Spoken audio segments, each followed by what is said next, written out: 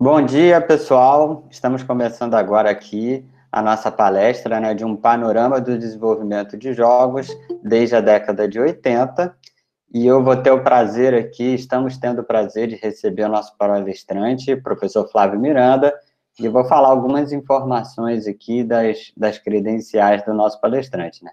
O professor Flávio Miranda, ele é professor efetivo pelo Instituto Federal do Acre, IFAC, desde 2011. Ele é graduado em Sistemas de Informações pela Universidade Federal do Acre. Ele é especialista em Engenharia de Sistemas pela Escola Superior Aberta do Brasil. Ele é mestre em Ciência da Computação pela Universidade Federal do Rio Grande do Sul, e ele também é doutorando em Ciência da Computação pela Universidade Federal Fluminense. Atualmente, ele pesquisa o uso de simulações de realidade virtual, construídas através da engine Unity, que é uma engine que a gente gosta bastante aqui, para o tratamento de transtornos de estresse pós-traumático e também exercícios cognitivos para idosos. Então, é com muito prazer que a gente recebe esse palestrante hoje, e eu queria passar a palavra para o professor Flávio, que pode ficar bem à vontade aí com os nossos alunos, apresentando também os nossos alunos. São alunos do primeiro, segundo e terceiro período do curso técnico de informática do IFRJ Niterói, e estão muito ansiosos para essa palestra. Eu vou pedir ao pessoal também que entrou agora para desligar o microfone. Vamos deixar só o microfone do palestrante aberto, e quando vocês quiserem fazer uma pergunta, alguma coisa assim, vocês podem pedir pelo chat ou abrir o microfone rapidinho e fazer a pergunta, tá bom? Então, vai lá, Flávio, tá contigo. Bom dia. Bom dia, pessoal. A palestra, eu desenvolvi, criei ela para ser de forma bem dinâmica, bem interativa, como se fosse uma aula mesmo. O objetivo é estar expondo de forma mais lúdica, mais direcionada a vocês, a contextualização do desenvolvimento dos games. Durante a palestra, eu vou estar abrindo espaço para vocês estarem, e abrindo questionamentos e espaço para vocês estarem escrevendo, perguntando, até interrompendo, porque o objetivo dessa palestra é estar trocando figurinhas. Então, eu gostaria que vocês pegassem e estivessem mesmo interrompendo a palestra para perguntar: realmente foi isso? Foi aquilo? Realmente funciona? O que é melhor? Isso aí eu ouvi falar que era assim, será que era verdade? E assim a gente vai construir o conhecimento junto, porque é muito instrutivo a interação dos participantes. Eu vou agora abrir a minha apresentação. Perfeito, Flávio. Vai abrindo a tela. Enquanto isso, eu só queria fazer um registro. Queria agradecer a presença do professor Alexandre Domingues, que está aí, nosso colega, professor também do campo, que está prestigiando aqui. Então, um abraço aí também, professor Alexandre. Aqui.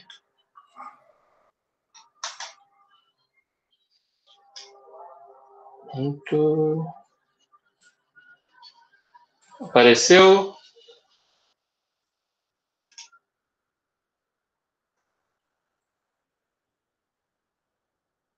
A apresentação está sendo exibida? Está sendo exibida, mas está a tela inteira. Se você quiser fazer daquele jeito que a gente treinou ontem, você interrompe a apresentação, não do PowerPoint, né, do Google Meet, e compartilha só essa janela do PowerPoint. Tá bom.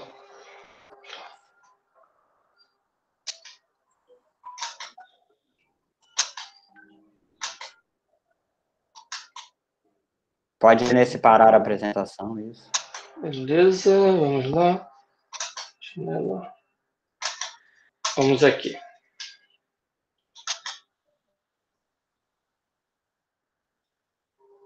Pronto, confirma? Pronto, confirma. Agora é só a tela do slide mesmo, está perfeito. Então vamos lá. Novamente, bom dia. O tema é um panorama do desenvolvimento de jogos eletrônicos desde a década de 80. Como já foi apresentado, eu sou o professor Flávio, né, do Instituto Federal do Acre, e tenho trabalhado aqui na UF, no meu doutorado, com desenvolvimento de games e ferramentas com Unity. Aqui está um breve roteiro do que eu vou apresentar agora. Vou contextualizar um pouco como funciona a indústria do game, como é que foi a evolução, suas tecnologias, os saltos tecnológicos, as tendências e ferramentas de desenvolvimento. E no final vou concluir de dar uns palpites do que eu acho que vai acontecer no futuro.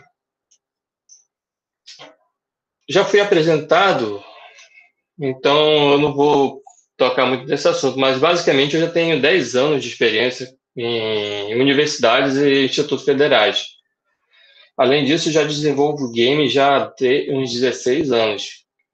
Eu desenvolvia por hobby em casa, coisa do gênero. Meu primeiro jogo foi feito em Java, no início do primeiro Java, então faz muito tempo. Mas foi lá para 2004, 2005, o primeiro joguinho em Java. Esse aqui são algumas das últimas aplicações que eu fiz em realidade virtual. Essa, inclusive, foi publicado e ontem eu apresentei no Congresso de Saúde. Você pode observar à direita, tem uma senhora que ela está apontando os dedos, e esses dedos são escaneados e replicados na tela esquerda, para poder interagir com as cartinhas do jogo. Então, nesse jogo, você utiliza somente o óculos virtual e nada mais, não precisa de um controle, não precisa de nada, porque os seus próprios dedos são os controles. Isso foi idealizado para o público idoso, porque eles poderiam ter confusão com os botões do controle. Então, já pensei, vamos fazer um tracking, um escaneamento das mãos e ingressar isso na realidade virtual, para os idosos estarem interagindo melhor com o mundo 3D. Esse aqui já é um outro simulador também. Esse simulador é um simulador de estresse pós-traumático.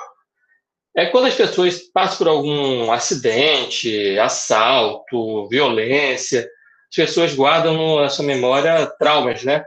E uma forma de estar tratando é expondo elas de forma controlada a situações parecidas. Nesse simulador, fiz um simulador de assalto. No caso, as pessoas que participavam, elas entravam no mundo virtual, se deparavam com aquela cidade, barraquinhas, coisas bonitas, e ficavam super impressionados, esqueciam que podiam estar em volta à ameaça, elas não eram avisadas que iam sofrer uma ameaça. Enquanto isso, eu controlava o assaltante, abordava com palavras de ordem para baixar e coisa do gênero, e como você vê, a senhorinha ela ficou com medo já. Ou seja, a realidade virtual provoca uma imersão muito interessante. E essa vai ser publicada futuramente, esse artigo. Aqui é a atual aplicação que eu estou desenvolvendo. Ela trata-se de uma ferramenta de autoria para multimídia, o qual envolve ferramentas 360. Você pode ver que eu estou controlando com controles em realidade virtual. Eu inseri duas mídias 360, vídeos 360, no qual você se sente imersivo dentro do vídeo. Coloquei dois objetos de mídia, e esses objetos de mídia eu posso controlar as propriedades deles, alterando, coloquei uma foto ao fundo e vou alterar a escala do tamanho. Você pode fazer isso com vários objetos de mídia, com sensores de odor, pode fazer com ventiladores, e assim por diante. As ferramentas estão em desenvolvimento atualmente.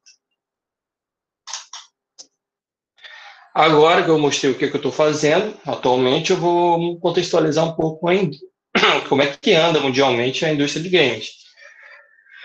Bom, a primeira notícia, eu fiz vários recortes da internet, peguei várias notícias relacionadas, e o primeiro, vocês podem observar ali em cima. Sobre games, né? A indústria de bilhões de dólares superou a de cinema e automóveis. Nossa, isso está dando dinheiro. Vamos observar aqui embaixo. Há 11 anos atrás. Ou seja, notícia já velha. Game já fatura muito, há muito tempo. A indústria de game faturou mais do que cinema e streaming em 2018. Streaming é Netflix, essas coisas. Pô, game está dando mais dinheiro? Tá. Relacionado a móvel, né, que são de celular. Manter crescendo e à frente até de consoles, ou seja, produzir joguinho para celular dá mais dinheiro até do que produzir para computador. Aqui outras notícias. Fabuloso mercado de games atrairá 2,7 bilhões este ano. E como é que ficou? Então a Covid mudou tudo? Tá aqui, olha, o consumo de games explode por causa da Covid. Todo mundo ficou em casa, né, não tem muito o que fazer, aí vamos jogar videogame. E aqui, como é que está no Brasil? O Brasil é o 13º maior do mundo e ele lidera entre os latinos-americanos, ou seja, nós temos um mercado aqui, sim. Tá bom, já vi que games dá dinheiro, que games é legal, que games dá mais dinheiro do que outras indústrias. Então, o que eu preciso fazer para ser um desenvolvedor, né? Bom, primeiro eu tenho que gostar de jogar videogame. Por quê? Porque isso aí, se eu ingressar nessa área, eu vou trabalhar muito com isso. Então, é bom trabalhar com o que gosta. Até o gatinho gosta, vocês podem ver. Tem empenho e dedicação. Tudo na vida que a gente quer fazer, quer ganhar dinheiro, quer fazer bem feito, a gente tem que ter empenho, estudo, dedicação, foco. E desenvolver games não é fácil. Apesar de ser prazeroso você ver o resultado. Conhecer da história e evolução de games. Aí, esse vai ser o foco da apresentação em si, o núcleo da apresentação. A gente vai conhecer bastante sobre a história e a evolução dos games, porque para a gente desenvolver coisas novas, a gente tem que ter uma base. É muito interessante que essa base seja construída através de conhecimento e de técnicas passadas. Então, vamos lá. Um exemplo de desenvolvimento de games. De game de software. A maioria pensa que é fácil assim. Oi, computador, faça um aplicativo com telas bonitinhas, que seja rápido, rode em todos os celulares, navegadores, computadores, videogames, por aí vai. Publique na Google Play, na Steam e por aí vai. E quando tiver, até que estiver tudo pronto, redondinho, me entrega ele bonitinho. Esse código não vai funcionar. Não vai funcionar por quê? Porque todo mundo sabe que coraçãozinho não se faz assim. Coraçãozinho se faz com S2, né? Brincadeiras à parte, é assim que funcionou, pelo menos no início do desenvolvimento dos computadores. Eram códigos feitos em assembly. Assembly são esses códigos aqui, olha, que eles trabalham diretamente com os bits. É bem baixo nível mesmo. Você controla bit a bit que vai ser impresso ou reescrito na tela. É bem complexo. Guardem bem esse nome, ele foi utilizado no Atari até a época do Super Nintendo com muita frequência, esse tipo de codificação. Atualmente é mais fácil. É assim.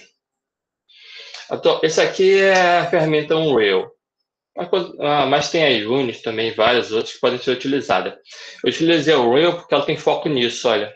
São gráficos que você vai construindo uma função, arrastando linhazinhas para poder ligar. Por exemplo, após o player ser criado, ele tem a opção de andar, de pular, de correr, de saltar, dependendo do botão que você apertou. E assim por diante, vai desencadeando. Pode trabalhar com linhas de códigos também, que é mais interessante para você ter mais domínio. E tudo que a gente fazer vai ser visualizado em tempo real aqui nas telinhas. Isso também funciona com a Unity. Então está muito mais agradável para quem desenvolve games hoje em dia. E daqui a gente pode exportar para celular, para computador, para videogames. É só escolher a fonte de saída do desenvolvimento. Bom, agora nós vamos entrar na evolução, desenvolvimento de games. E aí eu faço uma pergunta a vocês. Vocês podem escrever no chat. Como é que vocês imaginam que serão os games até os anos 50? Nos anos 50, 2050, como é que serão os games? E observem. Será que nós estamos mais próximos dos anos 50 ou dos games dos anos 80? Após a apresentação, a gente senta melhor para conversar sobre isso. Bom, evolução dos games. A gente pode contar essa história de diversas formas. A gente pode focar nos PCs, que possuem uma evolução paralela, e evolui constantemente. Ela tem as suas placas de vídeo, tem os seus próprios jogos, ela tem compatibilidade, funciona com jogos antigos, tem os seus aparelhos e placa mais desenvolvida. A gente pode contar essa história da linha de evolução dos games também pelos videogames, que são divididos em 9 gerações atualmente, que é o que nós vamos trabalhar posteriormente. Hardware, a gente pode trabalhar com a evolução dos hardwares, sobre os controles, monitores, telas, e por aí vai, até os próprios videogames, a arquitetura. A gente pode contar também através dos jogos, que é o produto final. A gente pode falar sobre evolução do pixel, das imagens pré-renderizadas, dos vídeos, do CG, dos 3D, Ray Tracing, várias coisas. A gente pode contar também como evoluiu o desenvolvimento de game através dos próprios jogos. E através dos motores gráficos, que são as engines, a gente pode contar a história através delas, apontando e mostrando a complexidade de uma ferramenta, a complexidade que foi quebrada através das ferramentas e como foi melhorado, as ferramentas evoluindo e oferecendo mais ao desenvolvedor e aos jogos. Mas, como disse, a gente vai focar nos consoles. Como disse, são 9 gerações. Antes, deixa eu dar uma olhada. Como é que vocês estão? Tem alguma dúvida? Tem um monte de coisa no chat. O pessoal começou a interagir no chat. Já deram algumas sugestões. Eu vou pausar agora. Jogos em 2050. Eu vou pausar agora e vou deixar você me fazer as perguntas. Pode fazer.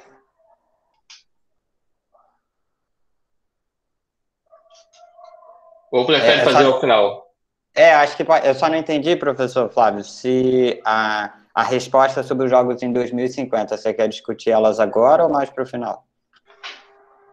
Pode ficar para o final. Pode ficar para o final, beleza, então, eu estou registrando aqui no chat, aí no final eu consolido para você algumas respostas que a galera deu.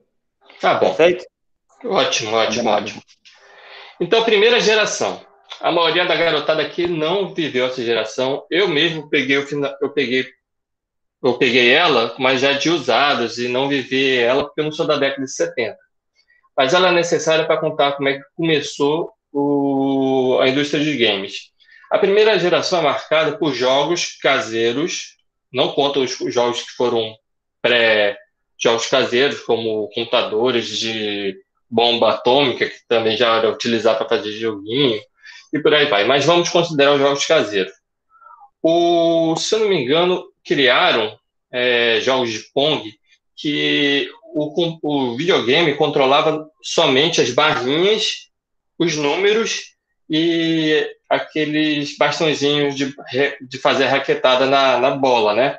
O resto, o cenário, linha e tudo, eram colocados através de uma película que você colocava na frente da TV, porque tinha tão pouca capacidade de desenvolvimento que eles, para evitar de construir aquilo via software, aquelas barrazinhas, paredes e tudo dos jogos, e colocavam película. Então você comprava as películas para colocar na TV e a TV no máximo jogava uma luzinha de um ponto para outro.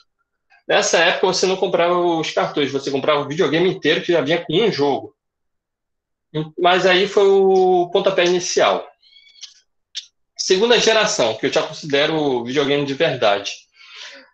A segunda geração foi registrada pelo início dos jogos com cartucho.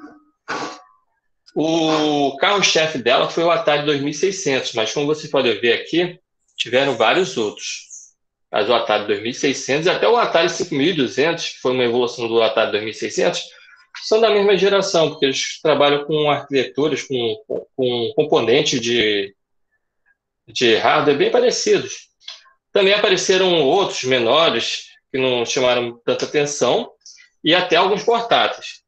Mas eu vou deixar... O que marcou essa geração foi em 1983, o Crash. O Crash foi a quebra do mercado de games.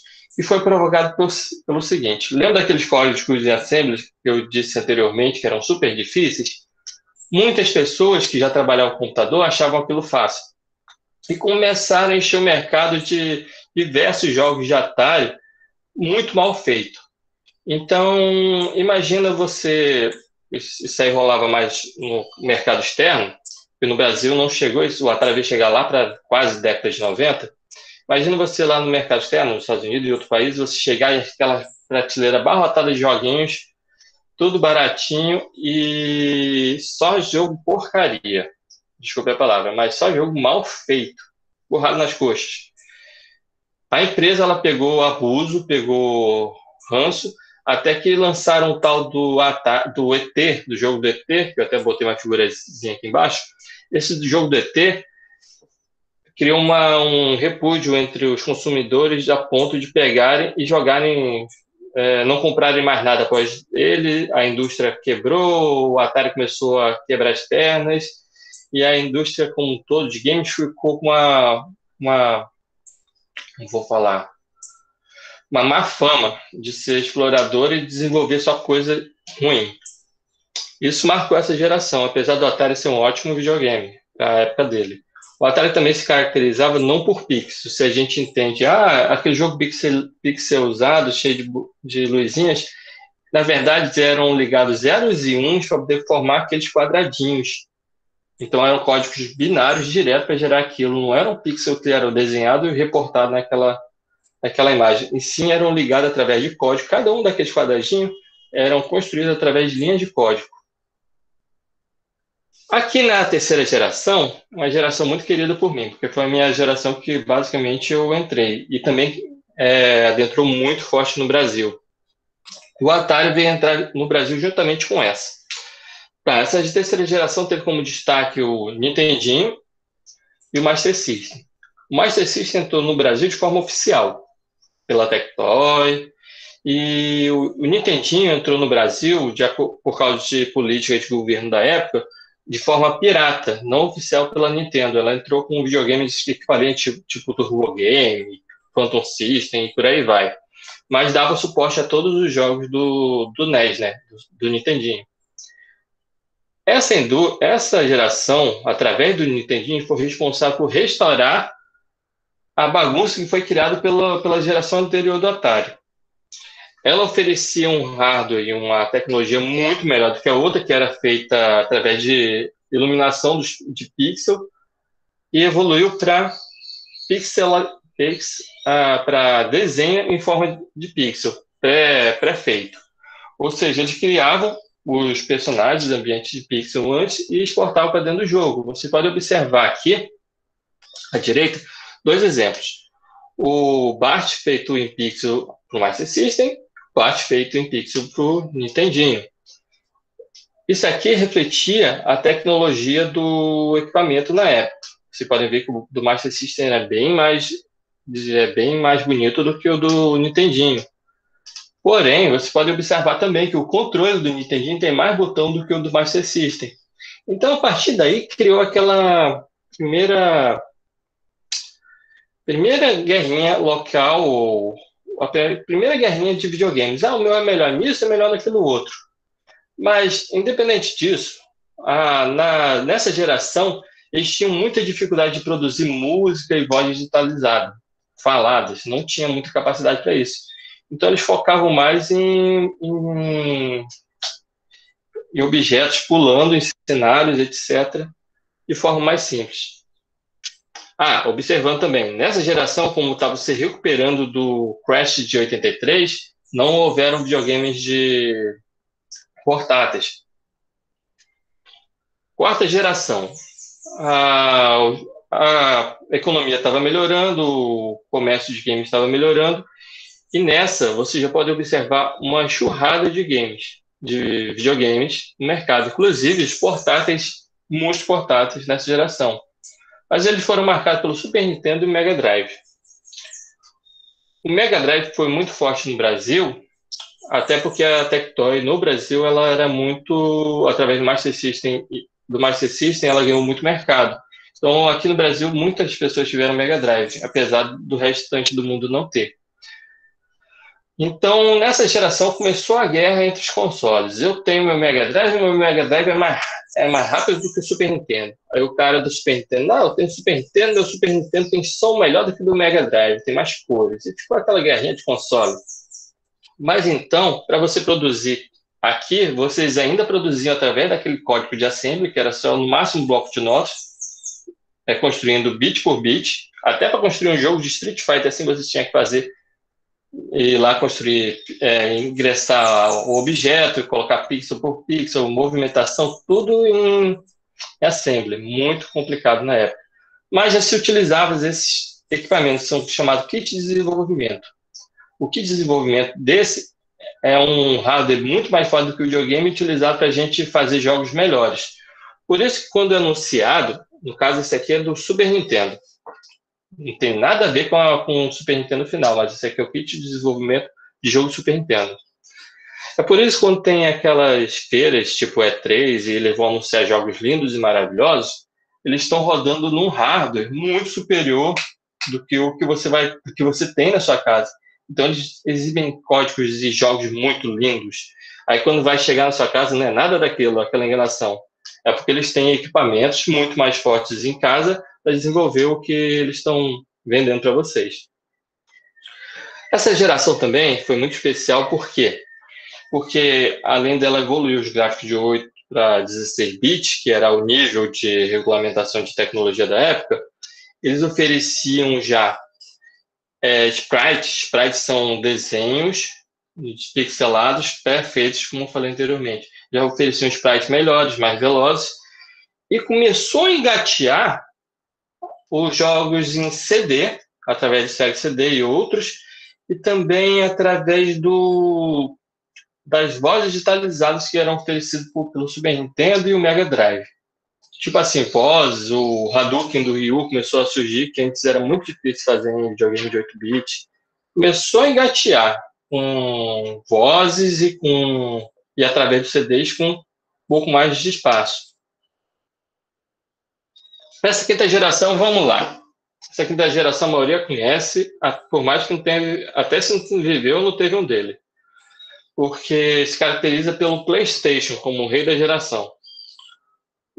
O PlayStation entrou através de um erro de mercado da Nintendo, criou seu videogame e desbancou todos esses outros no meio da década de 90 até o início de 2000. Ele utilizava CD com preferência, e os CDs aqui no Brasil deu flexibilidade para pirataria. Você andava em qualquer banquinha e, em vez de você ter um cartucho que custava muito, você tinha uma caixa de CDs. Você comprava por R$5, 3 por 10 e por aí vai. A geração ofereceu vozes digitalizadas, músicas, gráficos em 3D, precários, mas em 3D, que já tinham sido iniciados no Super Nintendo, por exemplo, o Star Fox, que era 3D. Nessa geração eles já começaram a utilizar. O mais que eu esteja falando de videogame é nessa geração aqui começou a surgir as placas de vídeo 3D do computador. E com as placas de vídeo 3D, estimulado pelo computador, começaram a fazer jogos em 3D para os videogames também. Vocês podem observar que houveram vários, mas quem se destacou foi o mais o PlayStation, tanto pela pirataria, não foi só nacional, foi internacional, mas também pela flexibilidade de produção e desenvolvimento dos jogos. Como assim? Os outros videogames eram muito bons, até mais do que o Super Nintendo, mas só que desenvolver para o PlayStation era muito fácil. Eles já ofereciam ferramentas que não trabalhavam somente com assembly, já trabalhavam com linguagem de código próprio e facilitava muito o desenvolvimento dos jogos. Então, se você era um desenvolvedor com menos recurso, mais iniciante, você ia preferir desenvolver no PlayStation, que era mais fácil de desenvolver. Então, em partida, tiveram muitos jogos no PlayStation e muito lançamento bom, como Final Fantasy, Resident Evil e por aí vai. O que ajudou a consolidar o CD na indústria, até porque tanto o Jaguar quanto o Nintendo 64 insistiram ainda em cartucho por um tempo.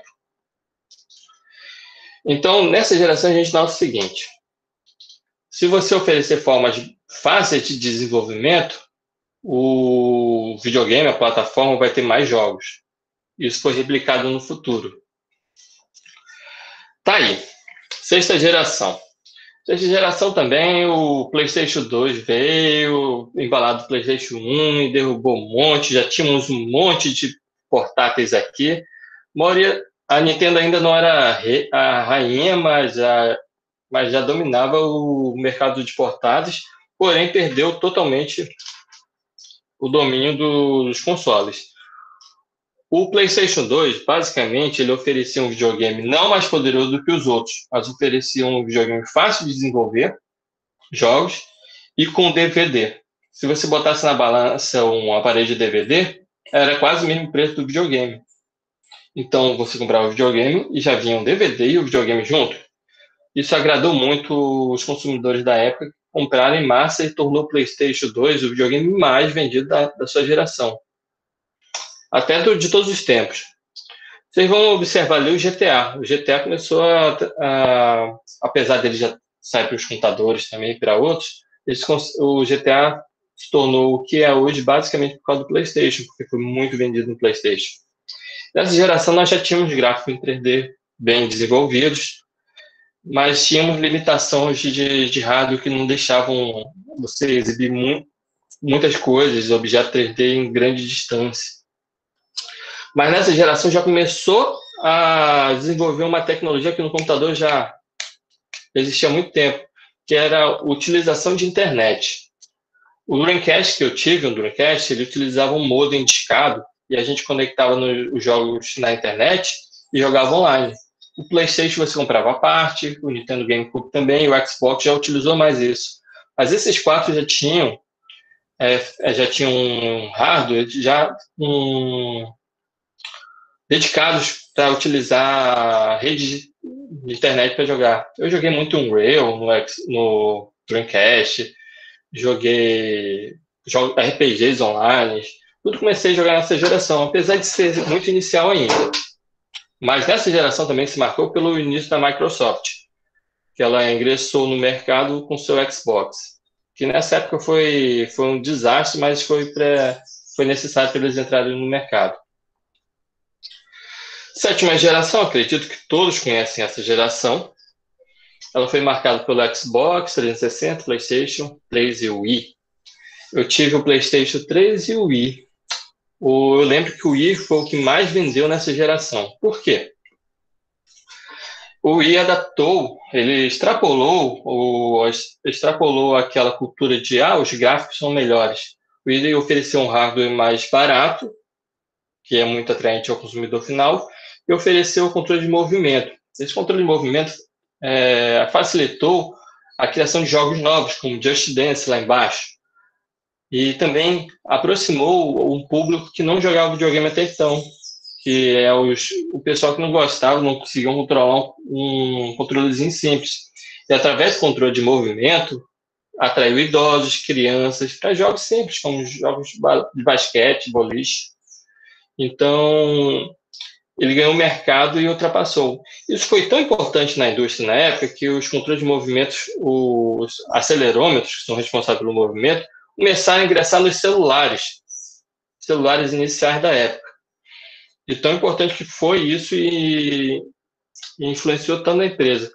O PlayStation começou a se rebolar e criar o seu controle por gesto, e o Xbox utilizou o Kinect. Para quem não sabe, o Kinect é um hardware, um equipamento que ele captura os movimentos do corpo e foi desenvolvido por um brasileiro lá no Rio Grande do Norte. Ou seja, o brasileiro não desenvolve somente software, também desenvolve hardware. Então, o Kinect foi desenvolvido por um brasileiro lá no Rio Grande do Norte, aqui no Brasil, e foi lançado no mundo inteiro. Oitava geração, é a atual geração, né? Ela vem até agora, você já conhece o PlayStation 4, 4 Pro, Xbox One, One X e por aí vai, aí Nintendo Wii, Switch. Bom, nessa geração, a internet já está bem difundida, coisa que na geração anterior, beleza, mas não tinham redes tão estáveis. Nessa geração, nós já temos a internet bem difundida, você compra jogos pela internet, armazena seus saves na internet, já temos jogos em Full HD com mais frequência, utilizando bem as TVs atuais. Nessa geração, os portais já são dominados pela Nintendo, não tem mais discussão. Surgiram várias outras plataformas de jogos. Vocês vão observar que o Stadia, o Steam Machine e por aí vai. Ou seja, começaram a surgir novas tecnologias de jogos. O Stadia oferecendo jogos através de streaming, como se fosse Netflix, ou seja, novas tecnologias de fornecer jogos. Temos a tecnologia 4K nascendo e sendo implantada nessa geração através de expansões de videogame, que nem o PS4 Pro, o Xbox One X, para tentar alcançar essa tecnologia de imagem, né, de gráfico. E tá aí, nós já estamos na porta dessa. Ontem teve o anúncio do PlayStation 5, tanto o internacional quanto o nacional já sabemos os preços. Já o Xbox também já informou os preços de forma internacional, e aí nós já estamos abrindo as portas para essa nova geração, os preços. Esse ano, lá para novembro, nós iniciamos essa geração e ela consolida os gráficos em 4K, a venda de gráfico 4K, e de outras tecnologias que vão ser explicadas um pouquinho posteriormente, como o Ray Trace, o SSD. Todas essas tecnologias existiam para computadores, mas elas são criadas no computadores, são testadas nos computadores. Poucas pessoas que têm computadores com hardware muito potente vão utilizar, e depois de testes são introduzidos nos games, e os games vão padronizar e tornar padrão no mercado através das engines, e aí sim o computador volta a utilizar. Ou seja, o mercado de games, até para computador, para celulares, estavam aguardando o lançamento desses videogames para começar a utilizar essa tecnologia Ray Trace, SSD, de forma de grande massa, que hoje em dia era muito limitada para o público. Tá aí, não sendo muito técnico, mas vamos lá. As tendências do mercado para essa nova geração e para o que a gente espera daqui para frente. Nós temos os gráficos de 4K e 8K. 8K ainda não vai rodar, não vai ter muita coisa não, porque não temos muitos monitores de 8K no mercado. Cada um monitor é 20, 40 mil reais no Brasil.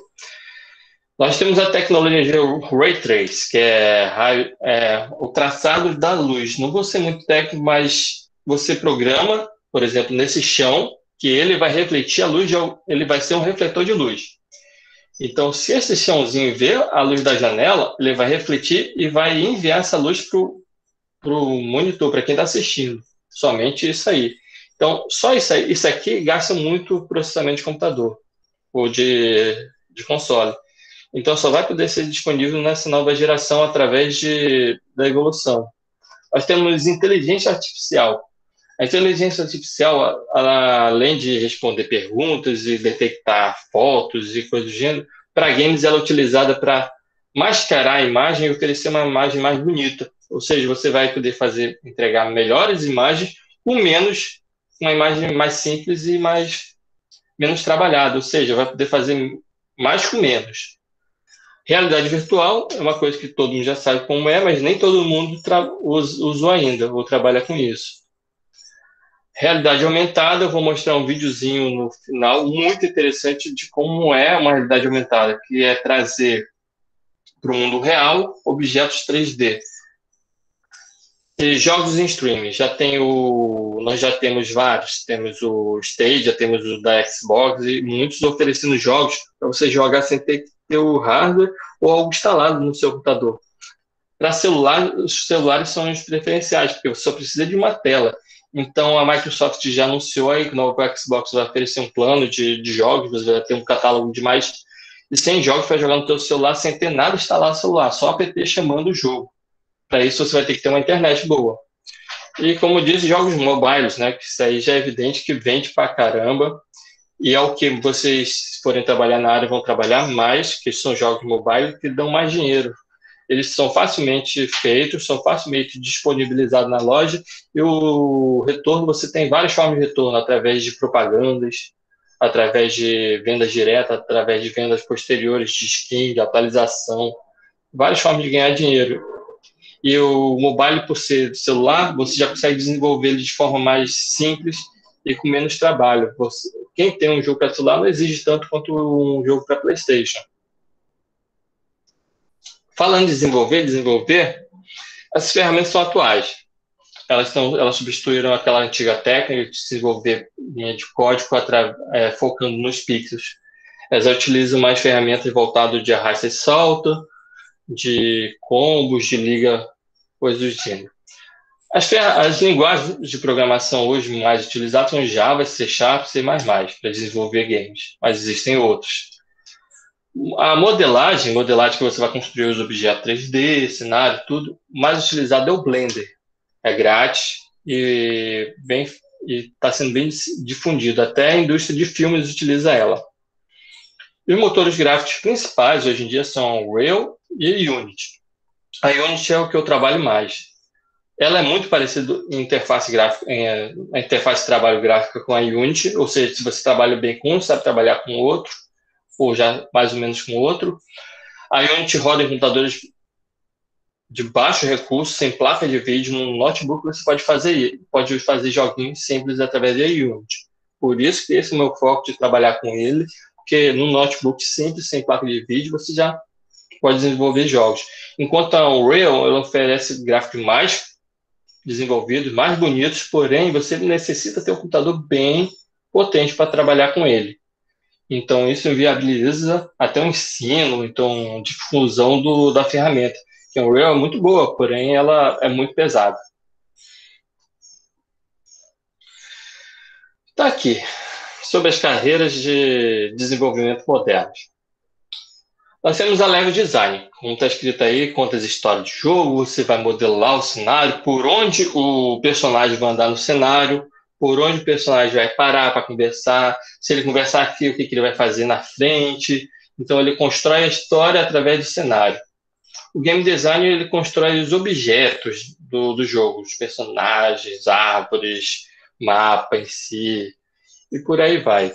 Nós temos animadores que vão pegar o objeto 3D e animar, então já criar objeto 3D animado, como dragões, personagens andando, árvores balançando, carro de corrida, tudo que tiver movimento de um cenário 3D. Expressões faciais também. Os modeladores, eles vão criar objeto 3D. Normalmente, animador e modelador é o mesmo carinha que trabalha lá no desenvolvimento, que ele vai modelar, criar os objetos 3D e vai animar. O desenhista, ele foca em objeto 2D, porque não necessariamente ele faz para games. Ele desenha muito bem, então ele utiliza as ferramentas de desenho de game e são utilizadas posteriormente e animadas por outros personagens ou por ele mesmo e são utilizadas no game, normalmente para jogos 2D. Mas hoje em dia se faz muito o seguinte, que nem foi feito no jogo Donkey Kong do Super Nintendo. Se modela em 3D, anima em 3D, aí filma o personagem em 3D, recorta aquela parte de filme, recorta o objeto e joga. Chama-se personagem pré-renderizado. Donkey Kong era 3D, e ele foi filmado, recortado e jogado dentro da cena. Ele não era desenhado. Tem os testadores. Os testadores são muito importantes. Todos os jogos têm várias fases de teste e eles que vão dizer, dar um feedback se realmente o jogo está divertido, se realmente o jogo está bugado, se realmente o level design está funcionando direitinho. Personagem muito importante. Aí tem os engenheiros de som, que eles trabalham com orquestra, com som, com objetos, ou das formas mais simples, fazendo bip, bip, bip, ou copiando e jogando cenário. Também eles controlam o aspecto 3D. E os programadores que ligam todos essa cadeia de desenvolvimento. Eles unem todas as carreiras e funções. Os programadores são os que trabalham mais. A apresentação já tá acabando, mas vamos lá. Processo de desenvolvimento. Bom, em resumo, não querendo ser técnico, é esse processo aqui embaixo.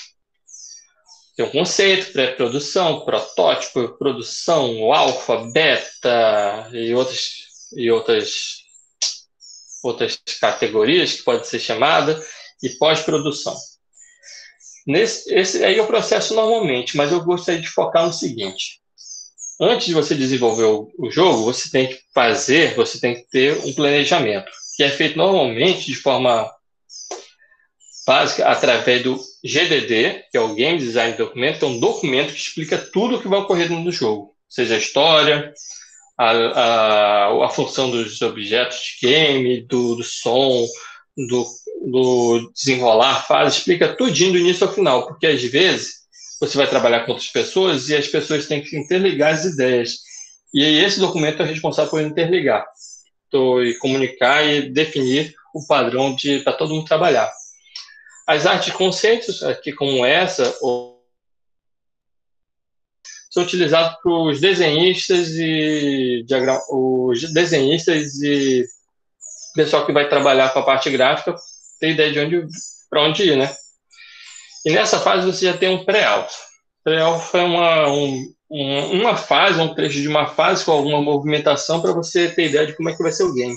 Isso é apresentado para todo mundo, quebra-se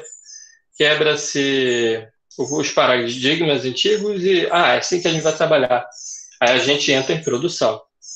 A produção você vai botar a mão na massa mesmo até chegar no ponto de versão alfa, que é uma versão jogável, porém ainda com falta de polimento. E a Milestone, ou então Gold, o final, é aquela parte que você oferece para os usuários, já pode vender ela, porém talvez ainda tenha algumas atualizações após. Tudo isso vamos considerar o desenvolvimento de game de médio ou grande porte. Se você está desenvolvendo sozinho em casa, você toca a mão mesmo e vai.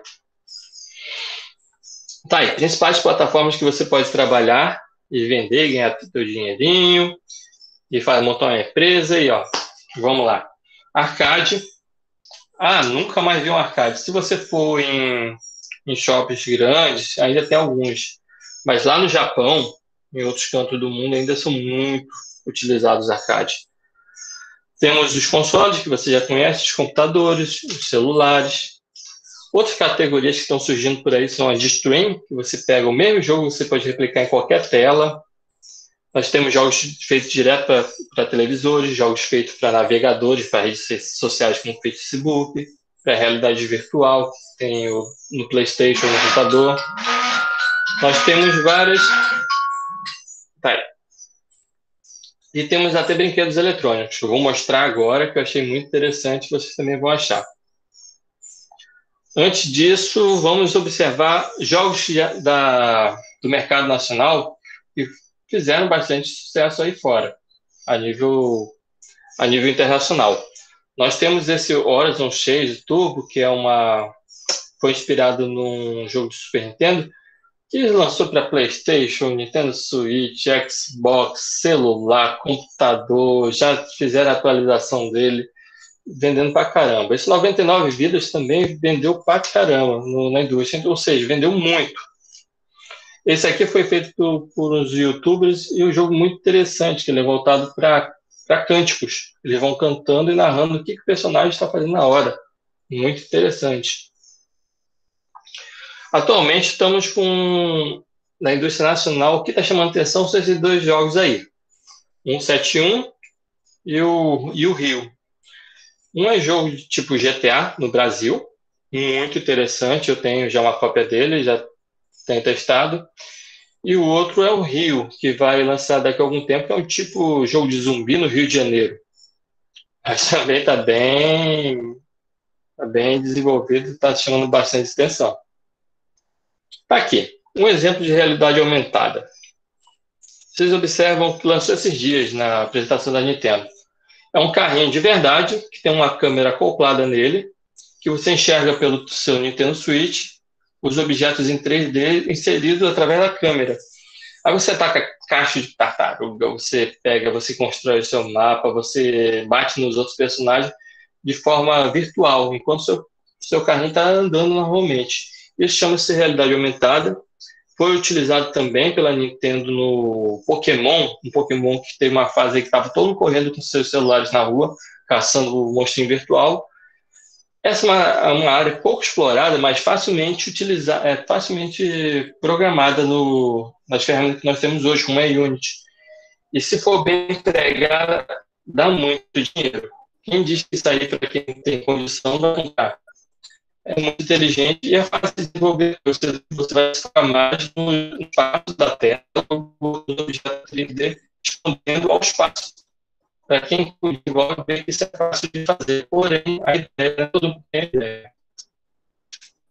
Tá aqui, já finalizando a apresentação, vamos observar isso aqui. Você que está assistindo aí, como é que eu posso trabalhar com desenvolvimento de game? Eu só sei desenhar. Bom, se você sabe desenhar, você pode fazer desenho 2D e fazer animações para colocar no jogo. Bom, eu só entendo de música. Nós precisamos, na indústria de games, quem trabalha com música, muito facilmente você conseguiria trabalhar no jogo.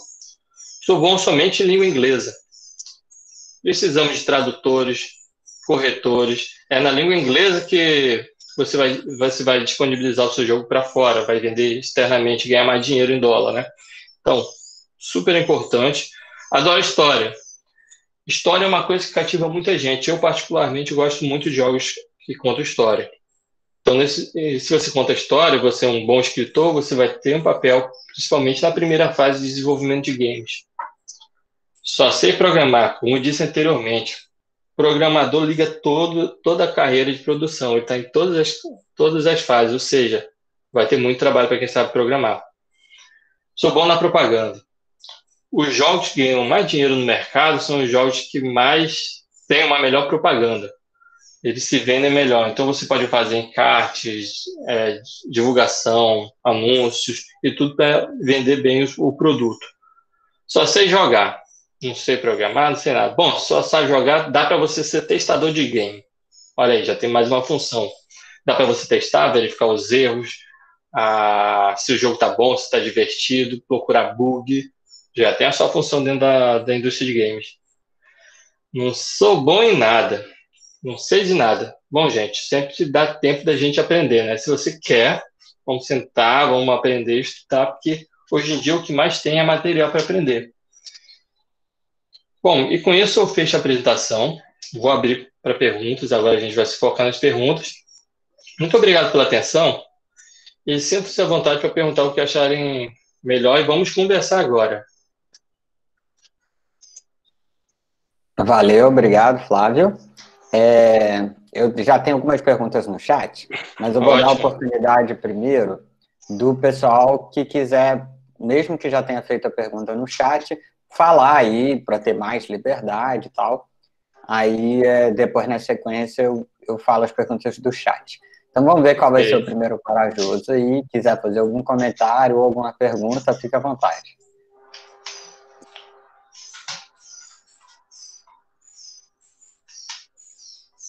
Olá, pessoal. Bom, eu fiz questão de abrir para vocês perguntarem, porque todo mundo que joga jogos gosta de conversar sobre. E com isso a gente poderia trocar um pouco de ideia com quem desenvolve e com quem pretende desenvolver. Pessoal, valendo meio ponto na média de desenvolvimento de jogos com Engines 1. Quem vai ser o primeiro? Quem vai ser o primeiro? Não precisa ter vergonha não, gente. Opa. Aquela plataforma de jogos que tinha comentado da Stage e mais algumas.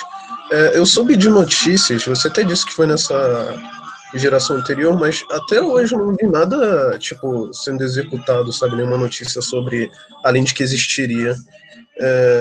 Tipo, tem alguma coisa saindo mais agora recentemente que, que o pessoal do público ainda não saiba? Ou...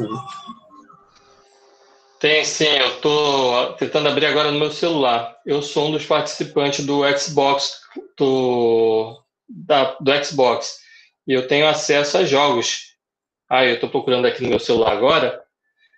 Tanto o Stadia, você pode utilizar não no Brasil, mas através de VPN, e o Xbox disponibiliza para alguns desenvolvedores.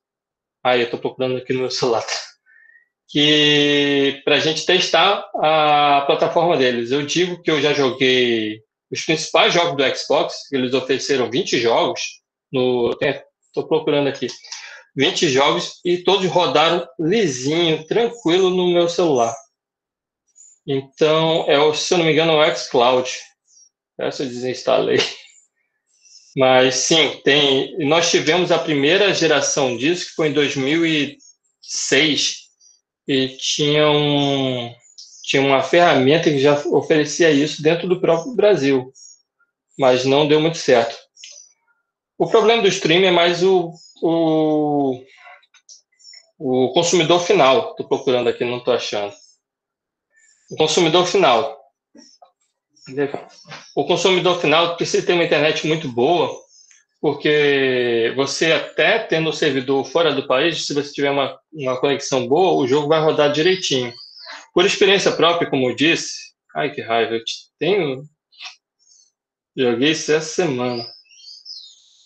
Pois é, você tendo uma internet boa, você consegue uma latência baixa entre o servidor e todos os comandos. Por exemplo, eu fiz aqui, eu não sentia um delay, um atraso para o personagem se mexer. Para ir no servidor nos Estados Unidos, voltar aqui no meu celular. Ou seja, eu vejo isso como bem interessante. E para nós desenvolvedores, vamos poder disponibilizar isso mais facilmente para vários países. Por quê? Você colocando um jogo seu via streaming num servidor da Google, da Microsoft, elas vão oferecer toda a infraestrutura dela e com isso dá para a gente ganhar uma mensalidade de uso dos nossos jogos com o distribuidor Microsoft. Ou seja, um dinheiro que entra todo mês tranquilamente, sem muita dificuldade. Sim, o que eu acho? Oi, pode falar. Não, eu só ia complementar que essa questão da latência baixa que você está falando é uma das promessas do 5G, né? Então, que a conexão 5G para telefones celulares, né, ela vai ampliar muito o alcance dessas aplicações de tempo real e de baixa latência. Então, por exemplo, a indústria de games vai ser muito beneficiada com isso. Outra coisa que está corroborando nessa direção é a criação dessas infraestruturas de GPU para cloud, né? Então, todo o ganho que a cloud oferece para convergência no uso de infraestrutura para servidores e tal, isso vai ser feito com as placas, já está sendo feito com as placas de vídeo. Então, ao invés de cada um ter a sua placa de vídeo em casa, que ela fica subutilizada em vários horários, né? Você vai, com uma internet mais favorável, vai fazer cada vez mais sentido que você use uma infraestrutura compartilhada de GPUs, porque você vai ter ao seu alcance uma infraestrutura muito maior e por um preço menor. Exatamente. Já pega a pergunta aqui do The Rock of the Stone, que é o nome fictício aqui, eu não sei qual aluno é esse. Pode falar aí no microfone, depois se apresentar, porque pelo nome eu não estou sabendo. Mas ele já está perguntando, tem placa com Ray Tracing? Aí é possível que aquelas infraestruturas da NVIDIA, de cluster e tal, então responde aí para o nosso... Sobre o Ray Tracing, é um nome muito falado hoje em dia. Ray Tracing para lá, Ray Tracing para cá. Gente, sabia que já se desenvolve Ray Tracing já há uns 10 anos? E Ray Tracing é uma tecnologia não voltada ao hardware, mas é uma tecnologia de software. O Ray Tracing, como eu disse, temos um objeto em 3D. Esse objeto 3D, ele pode emitir para o visualizador cor, a malha de pixel e outras coisas, inclusive iluminação. Você pode programar isso aqui via software, esse mesmo objeto 3D, para refletir um raio de luz. E vem de uma janela, de uma lâmpada, bate nela e volta para o visualizador. Isso é chamado Ray Tracing. Então, isso aí já era feito há muito tempo mesmo via software. Porém, hoje em dia se popularizou por quê? Porque somente computadores tinham capacidade técnica para estar oferecendo isso. Então, foi preciso fazer um incremento no hardware, nos videogames, ou então nas placas de vídeo, para oferecer isso de forma mais barata. Calcular esses raios que batem em cada um dos pixels e voltar cada um desses pixels para o visualizador custa muito computacionalmente. Então, antigamente era muito custoso. Então, como várias tecnologias são criadas e não são adotadas porque não tinha hardware até então já existia há muito tempo. Hoje em dia está se popularizando porque criaram uma parte lá da placa de vídeo, do videogame, com um hardware lá, um equipamento dedicado só para oferecer isso, de forma mais barata para o público final, ou então de forma mais ágil. Mas já existe há vários e vários anos isso. Flávio, eu vou retomar então aquela thread que você perguntou assim, como que seriam os jogos em 2050. Aí, antes disso, eu já quero dizer que você já tem um voluntário, o Patrick falou que por algum motivo gostaria muito de testar aquele simulador de assalto. Então, você já tem mais um voluntário aí para o seu simulador. Mas aí depois o pessoal falou, ó, o The Rock of Stone falou, 2050 já vai ter VR a R$10 com equipamento de corpo inteiro para jogar. Aí o Patrick falou, em 2050 vai ter jogos em anéis para jogar em qualquer lugar e qualquer hora. Eu falei, eu acho que em 2050 será difícil saber se estamos dentro de um jogo ou se estamos no mundo real. O Cauã falou, papo reto, vai dar para entrar dentro do jogo. Então eu vou parar por aqui para você comentar um pouco e depois eu leio outras. Eu vou falar o seguinte, vamos imaginar o seguinte, o que está mais próximo, os anos 50 ou os anos 80, que foi o tema da apresentação? Se vocês fizerem os cálculos aí, vocês vão observar que nós temos mais 30 anos para os 50, nós já passamos 40 do 80. Ou seja, nós tivemos mais desenvolvimento de jogos para trás. E dos anos 80, que já existia o Master System e tal, o Nintendinho até hoje, nós passamos por tecnologia 2D, início da tecnologia 3D, por virtualização de hardware, nós já tivemos muita coisa. Então, daqui para os anos 50, que são mais 30 anos, será que vai evoluir tanto assim? Daqui para frente, especulação. Eu acredito que vai evoluir mais na parte de interação. Como interação? Como a gente vai interagir com os jogos. Ou seja, por adaptadores de chip no cérebro, ou de hardware revestíveis, então equipamento, a roupa vai fazer parte. Sobre gráfico, o gráfico não vai melhorar muito não, porque nós já temos resquícios de 8K hoje em dia. E para quem trabalha com óculos virtual, que é o que trabalha mais com gráfico, nós para cada um visor do óculos, a gente precisa de 8 a 16K para ficar com imersão total. E nós já temos mais ou menos isso em televisores. Então, nós vamos abolir bastante os fios, isso aí é certo. Nós vamos aproximar mais o hardware para perto da gente, como roupas, então, computadores vestíveis, seja por óculos, por roupa, por capacetes. E nós vamos estar emergindo cada vez mais, interagindo. Porém, ainda tem aquele público que é preguiçoso, né? Sempre vamos ter o controlezinho lá básico, porque isso aí, até nos anos 50, nós vamos ter controladores de videogame normais para estar usando. Mas se você pensa que a tecnologia vai evoluir muito, não, a tecnologia já está muito boa, já confunde bastante o cérebro. Nós vamos focar mais, segundo a minha opinião, no uso dos jogos.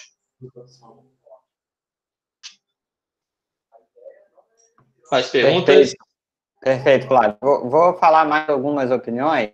A Maria Alice falou assim, ó, então talvez a gente descubra que a vida é um game, assim, Matrix Feelings também, né? Sobre essa questão das imersões. A Júlia Viana falou assim, tudo vai ser em telas mínimas de vidro. Então, assim, aquelas interfaces com telas muito finas também, ou talvez essa realidade virtual bem imersiva, né?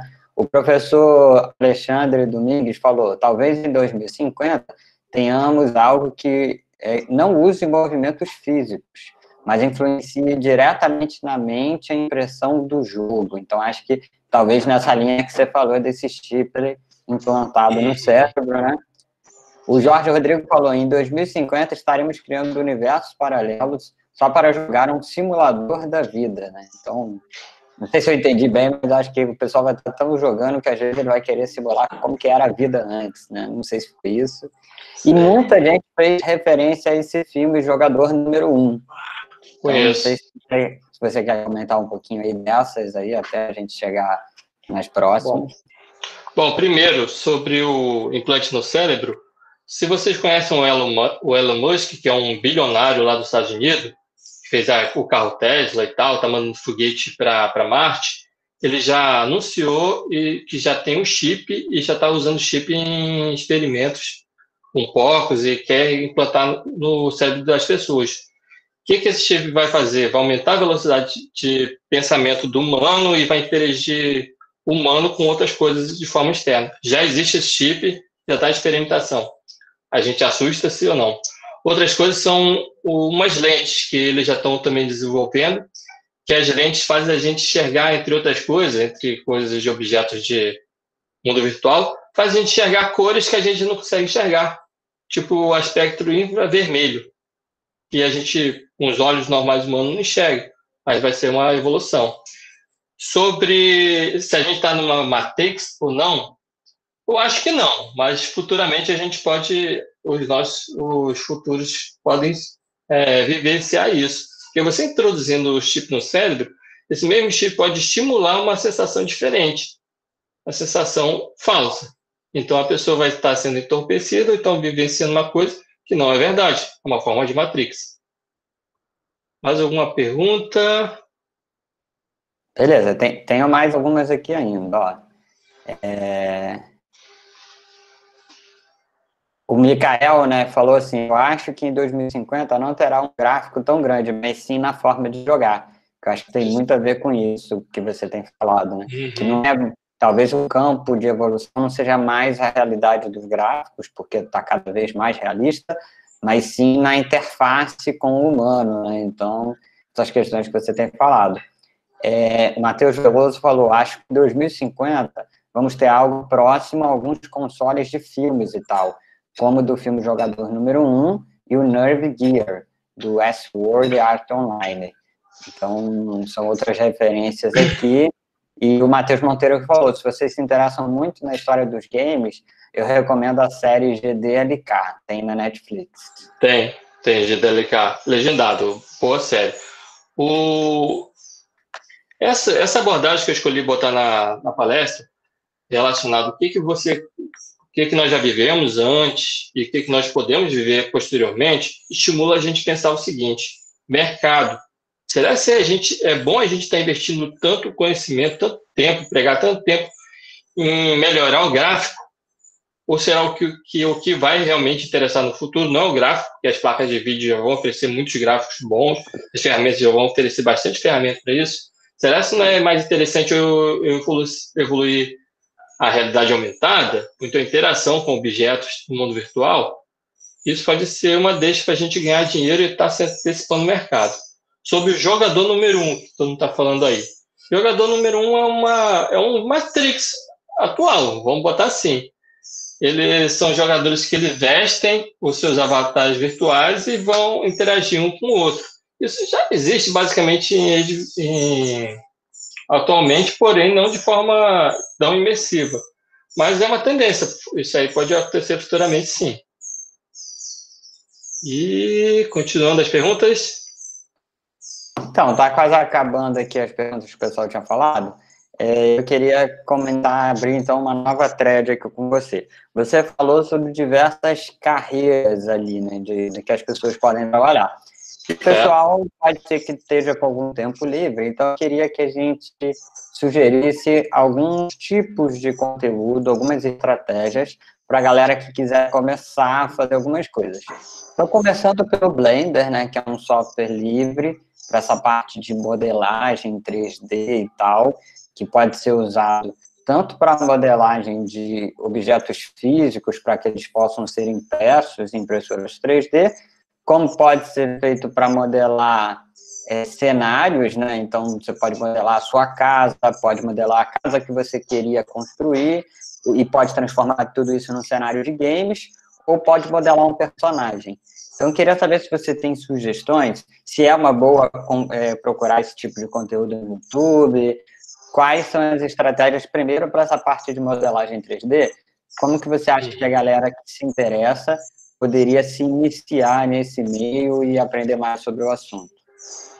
Bom, as dicas para você otimizar, sim, o seu aprendizado. Você quer ingressar, você ingressa direto na área 3D.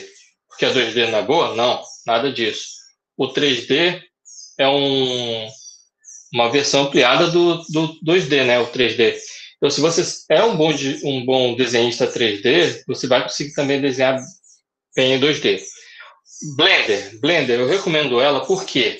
Porque além de ser uma ferramenta grátis, ela tem muito apoio da indústria. Como assim apoio da indústria? A indústria de filme está patrocinando o Blender. A Sony também patrocina um pouco do Blender. A Microsoft patrocina. Então, a NVIDIA patrocina o Blender. São várias empresas grandes patrocinando o desenvolvimento do Blender. Ou seja, ela ainda vai evoluir bastante. Então, quem já está habituado à ferramenta vai ter um mercado bom aí para trabalhar futuramente. O Blender é grátis. O Blender é muito similar à Unity, a interface de utilização. E o Blender também oferece bastante ferramentas para você estar montando seus objetos 3D. Então, se você quer pegar uma parte do mercado muito interessante, já recomendo estar instalando o Blender na sua máquina, que não é pesado, roda em computadores simples.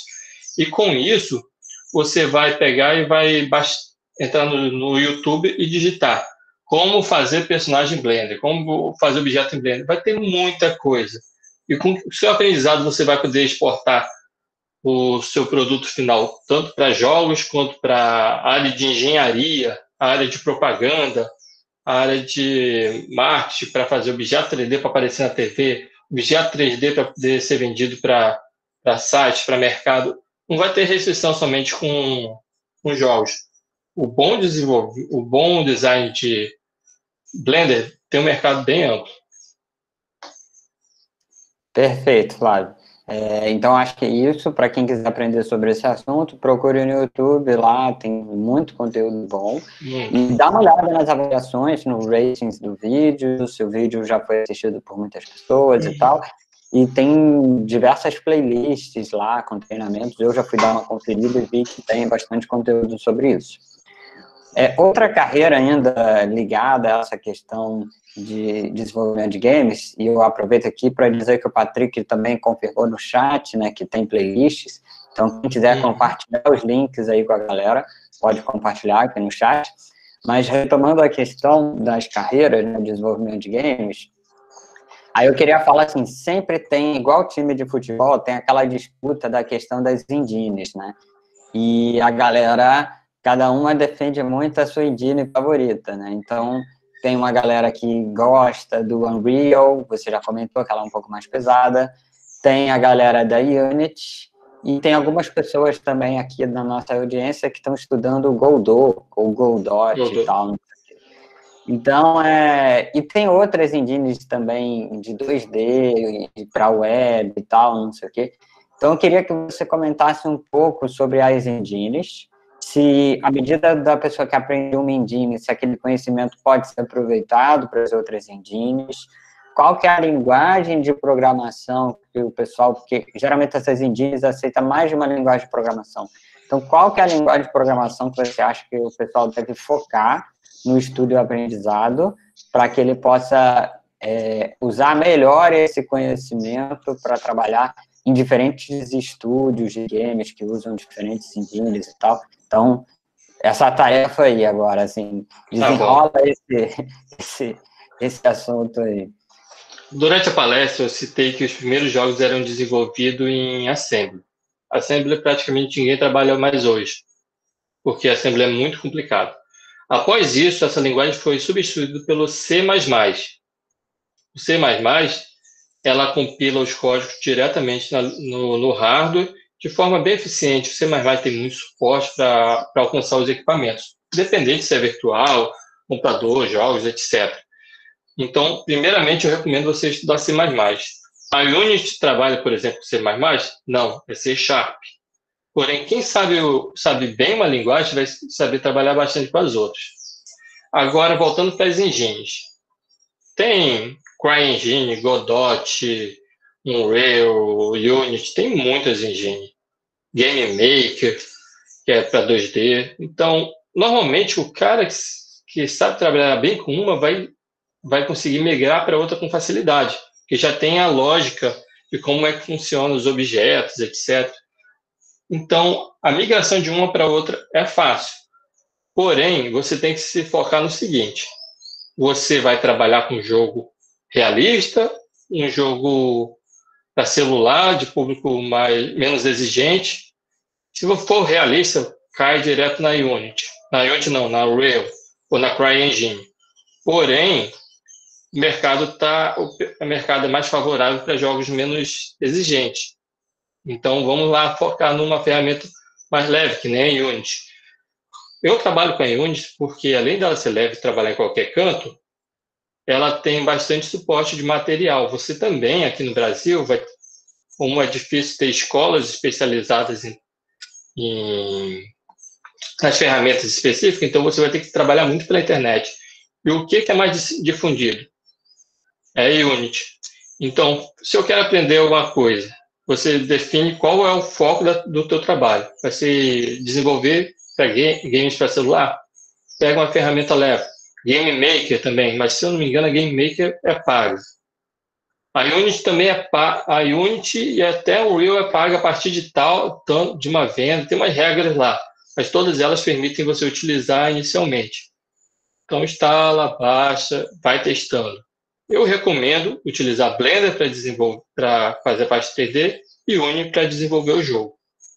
Você não vai ter problema com licença, você vai poder desenvolver, vai ter material abundante para ambos. Se você estiver numa empresa grande, estiver desenvolvendo algo mais sério, você vai ter que evoluir para Unreal Engine. Mas a migração de um para outro é tranquilo. Perfeito, Flávio. Eu concordo também.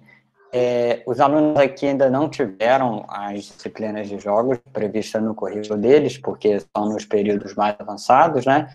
Mas eles já tiveram alguma experiência no desenvolvimento de alguns jogos com a ferramenta Scratch. Logo no primeiro período, eu passei para eles, assim, a gente chegou a fazer alguns efeitos até mesmo de jogos 2D, de parallax, onde a gente pegava elementos do fundo em diferentes camadas e os movimentava em velocidade diferente para criar aquela ilusão de ótica realmente do cenário.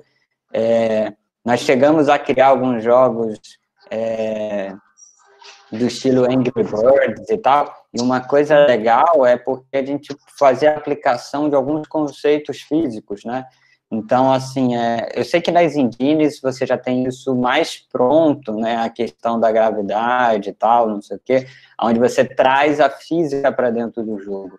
Mas eu queria que você comentasse um pouco a importância deles continuarem levando a sério também as outras disciplinas, né? Que um bom desenvolvedor de jogos, para ser competitivo e bem-sucedido, e até trabalhar no exterior, ele tem que ter bons conhecimentos da área básica, né, de ensino médio. Então, ele tem que saber bem de física, tem que saber bem de química, tem que saber escrever muito bem, porque um jogo com erros de grafia não daria certo, domínio da língua inglesa. Então, destacar um pouco a importância de todas as disciplinas do ensino médio, além das questões técnicas, para uma boa carreira, uma formação e desenvolvimento de jogos. A sensibilidade artística também em relação a isso. Então, eu queria que você comentasse um pouco sobre essas coisas. Vocês que estão no ensino médio, vocês se deparam diretamente com o maior acervo de conteúdo para desenvolvimento de jogos. Por exemplo, geografia. Você vai aprender a trabalhar com cartografia, áreas e territórios. Unido à história, que vai ter a história desses locais que são ensinados na geografia. Tudo isso você pode utilizar para poder criar ambientes, história, que você vai utilizar o quê? A literatura para contar essas histórias. Você vai contar em quê? Normalmente, se você quer ganhar dinheiro com isso, vender para o público externo, vai ter que contar em inglês. Então, você já tem que saber língua estrangeira. Você vai programar, você vai lidar com cálculos matemáticos, por mais que você não precise fazer os cálculos de física, mas você vai ter que somar um objeto com o outro, subtrair, multiplicar, replicar. Isso você tem que saber um pouco de matemática, sim. A física, por mais que a ferramenta ofereça gravidade, velocidade, aquelas coisas que vocês estudam no ensino médio, e ofereça essa ferramenta, você tem que saber por que um objeto bateu assim e ele caiu para cá. Ou por que o objeto bateu aqui e ele foi para cima.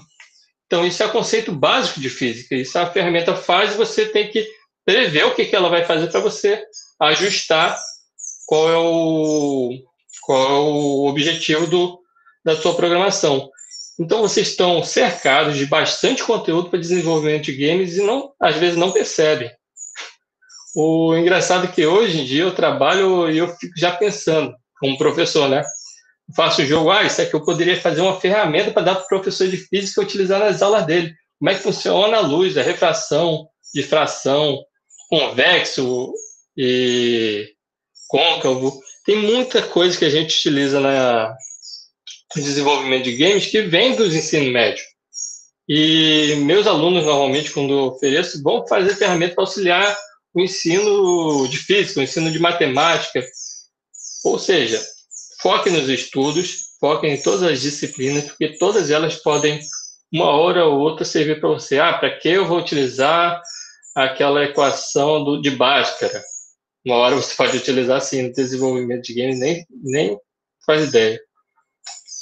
E tem muito mercado, né, Flávio? Assim, sim.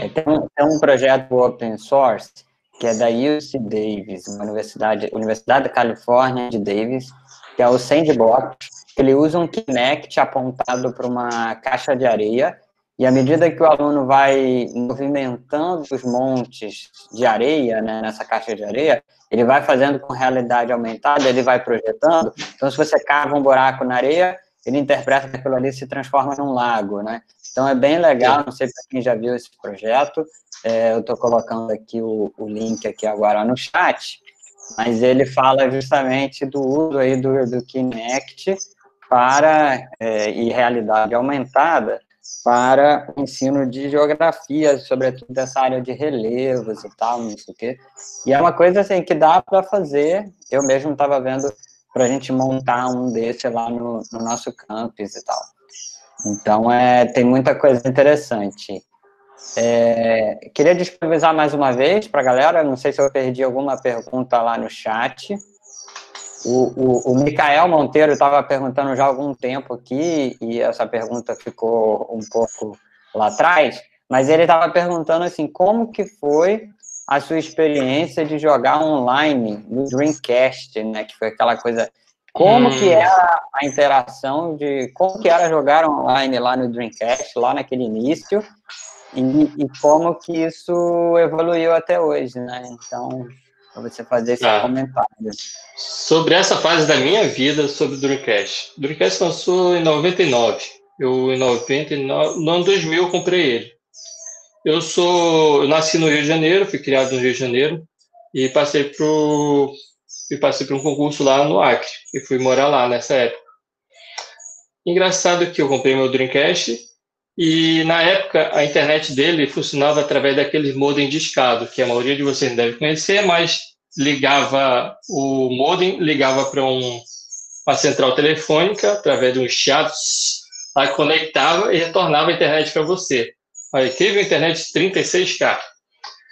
O meu Dreamcast era legal que lá do Acre eu entrava na internet por ele não só jogava, mas ele também tinha um navegador e também tinha os bate-papos da UOL, do Mirk, e eu conversava com o pessoal aqui do Rio de Janeiro.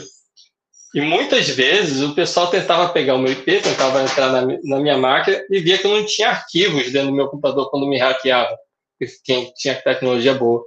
Aí perguntava, vem cá, do que você está conectando? Ou de um videogame. Fui tentar me hackear várias vezes. E eu no videogame. Eu não importava muito de segurança, até porque eu não sabia muito. Mas os jogos rodavam fluidamente, tranquilo, super fluido. O Quake 3 eu jogava. Um EO Tournament eu jogava pelo Dreamcast. Phantasy Star Online, que relançou agora esses dias, está relançando, estava na feira da Sony, eu acho, numa transmissão da Sony relançaram, ou do Xbox relançaram, quando eu já jogava no Dreamcast. Então, jogar no Dreamcast era super tranquilo. Infelizmente, veio o PlayStation 2, atropelou o Dreamcast, atropelou todo mundo lá e a Sega teve que deixar o mercado. Deixa eu ver, mais perguntas. Eu comentei aqui, coloquei um link de uma playlist de Blender também, já com bastante acessos, para o pessoal não esquecer, que copiem os links, guardem aí, porque depois que terminar a apresentação, vocês não conseguem mais acessar esse chat aí. Eu vi uma pergunta aqui sobre problema de migrar os objetos criados no Blender para Unreal, né? Na verdade, não é um problema, é porque é muito fácil importar para a Unity. A Unity e o Blender, você pode estar desenvolvendo o personagem aqui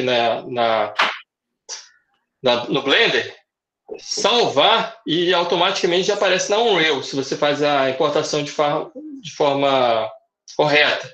Então, transmite a informação para o outro em tempo real. Já na Unreal Engine, você tem que gerar um objeto, fechar aquele pacote, preparar para ser importado no outro canto. E às vezes tem problema de versionamento. Versão da Unreal, versão do Blender. Então isso acontece bastante. Por isso que eu falo bastante. A Unity e o Blender casam direitinho. Elas conversam bem uma com a outra. Mas há problemas também na Unity para outras coisas. Quem for trabalhar com isso vai se deparar com bastante problema. Daí vale aquela premissa. Você tem que ser um autodidata para procurar soluções para tudo. Inclusive para os probleminhas que vão acontecer. Continuando. Perfeito. A Maria Alice, ela perguntou também, você acha que essa imersão maior vai vir através do próprio VR, né, da realidade virtual, ou através de chips, ou do tipo de uma cápsula virtual, né? Bem, vamos pensar. O que é mais barato? Vamos pensar assim. O que é mais barato vende mais. Então, eu acho que pelos chips serem mais baratos de produzir e por aí vai, eu acho que eles vão se popularizar mais do que caves, que eles chamam, que são as cápsulas, as caves, se popularizar mais do que os óculos. Também, eu acho que se popularizará lentes, que são são menores, vão ser mais baratos de produzir. Eu acho que o que vai determinar mais é o valor de mercado. O valor de mercado. Eu acho que o chip ainda pode ter muita resistência, chips implantados, né, porque passa também por um desafio regulatório muito grande, de aprovação por agências de saúde e tal, não sei o quê. Religiosas. Religiosas também. Então, acho que pode ter muita resistência. Então, acho que a ideia aí da lente, do Google Glass, que acabou não indo muito para frente, né, mas do óculos de realidade virtual, eu também acho que mais do que uma cápsula, né, que seria muito mais caro da pessoa entrar, de fato, num ambiente fechado e tal. Então, eu também apostaria na questão dos óculos. A gente está se aproximando, então, aqui do término dessa palestra. Eu acho que tivemos perguntas, assim, bem interessantes. Nós vamos disponibilizar aqui também o e-mail do Flávio.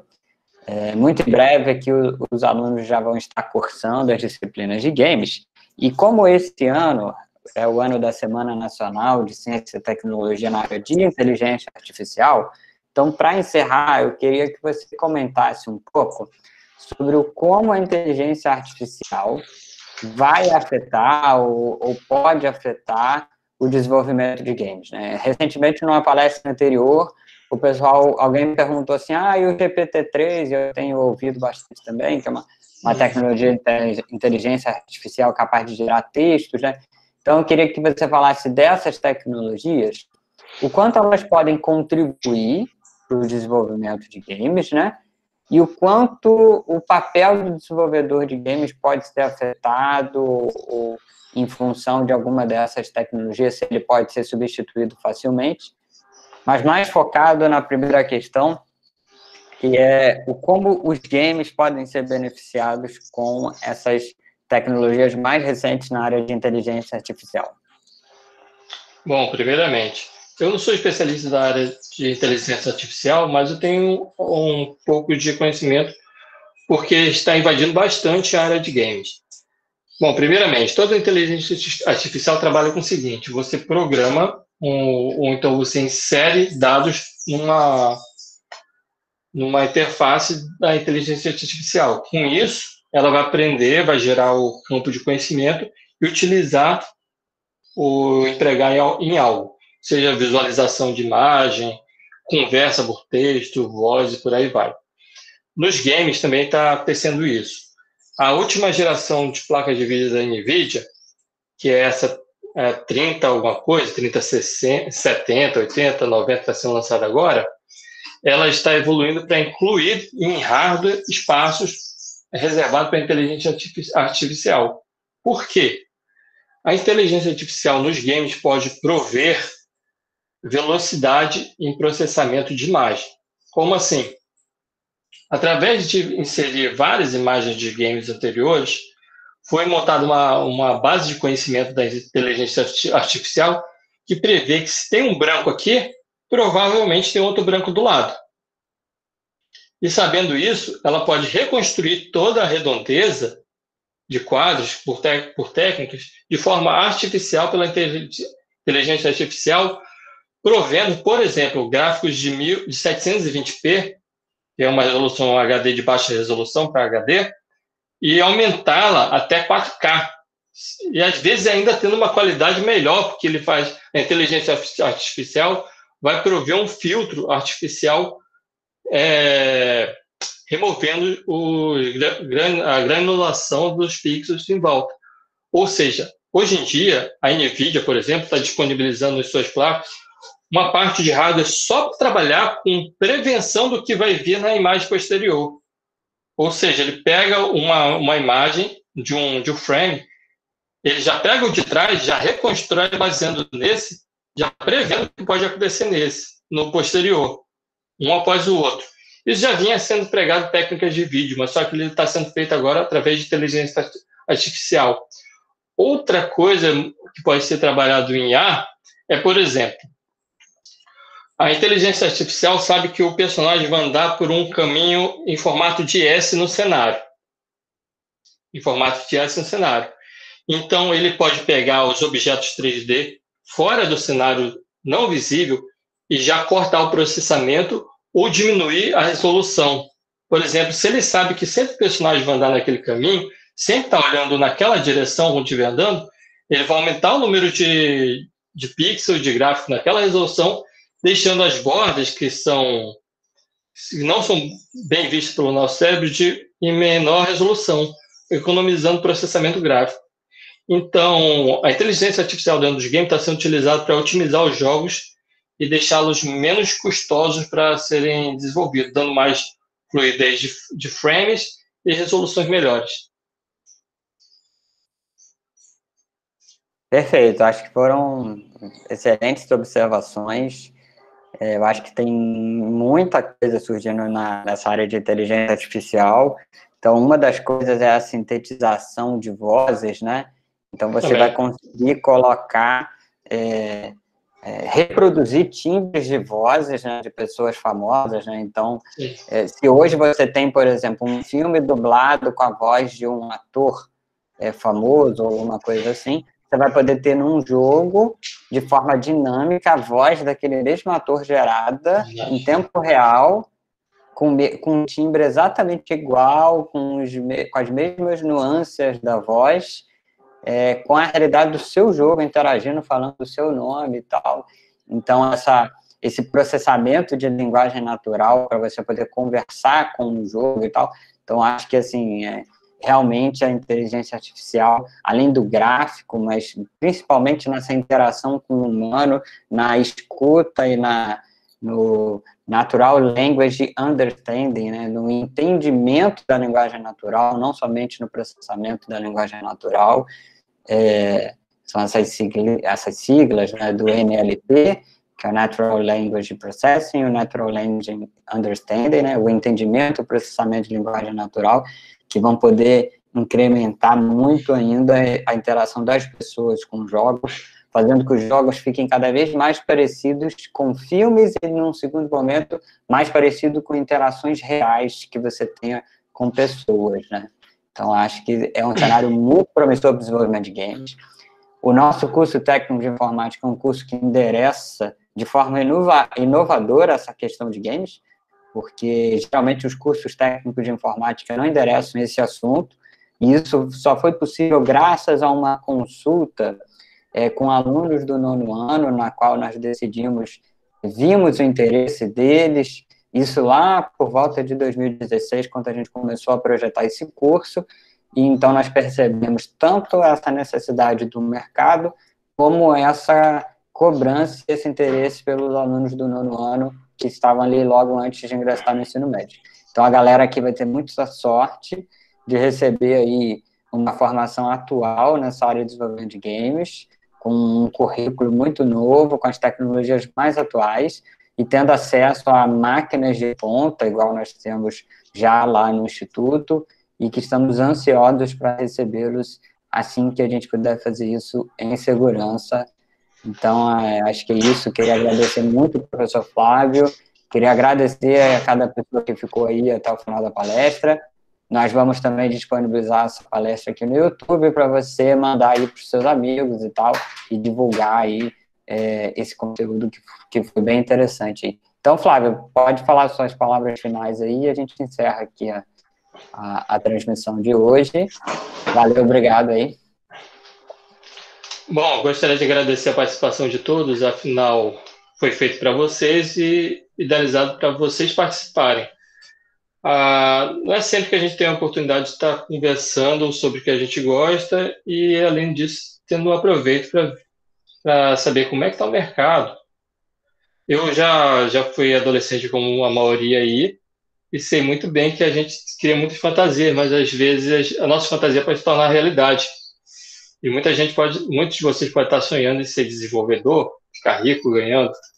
Ficar rico é fruto de esforço, mas a gente pode tornar muitos sonhos realidade. Se vocês sonham e querem trabalhar com o que gostam, tá aí as ferramentas.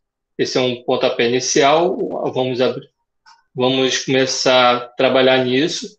Eu espero que cada um de vocês tenham tido bastante aproveito disso. E qualquer coisa podem me perguntar, vai ser deixado o meu e-mail aí. Eu estou aberto à conversação. Moro aqui em Niterói, conheço a realidade daqui, sei que aqui tem bastante demanda para isso. Se vocês não sabem, Niterói já foi um dos maiores polos de desenvolvimento de game do Brasil, com várias ferramentas.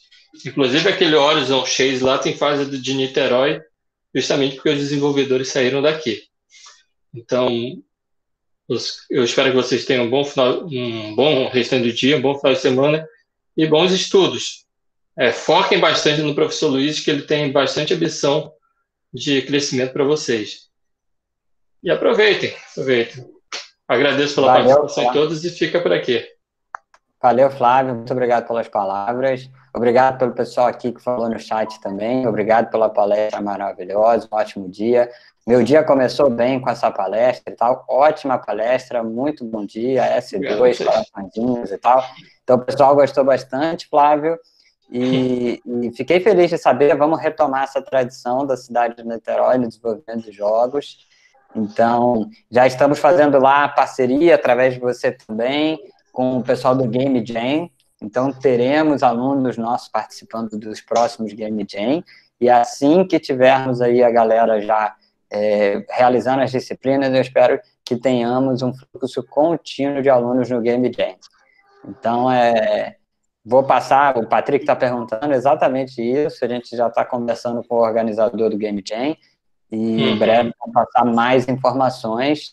Um abração para todos aí, então, e ótimo dia, ótima semana. Valeu, pessoal. Valeu, gente. Tchau, tchau.